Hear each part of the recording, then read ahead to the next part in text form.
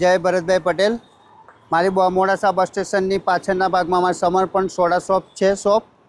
બસ સ્ટેશનની અંદર બસ સ્ટેશનના ઉપરની વાવાઝોડું હલકું વાવાઝોડુંના પવન આવવાના કારણે ઉપરની ઇંગલોની ગ્રીલો નીચે પડતા અમે અંદરથી દુકાનની અંદર બેઠેલા હતા. ઉપરથી નજર નાખીને જોતા જતા ઇંગલો બધી વારાફરતી પડવા લાગી ને માણસોની અવર જવર થતી હતી. એમાં પણ 2-3 માણસો બચી ગયા કે જે જોખમ જેવું હતું પણ બચી ગયા. પણ કુદરતી રીતે બહુ ખરાબ પરિસ્થિતિ થવાની હતી. વધારે આ ધ્યાન ના આપ્યું હોય તો વધારે કોઈ માણસનું મૃત્યુ પણ થઈ શકે એવી હાલત હતી.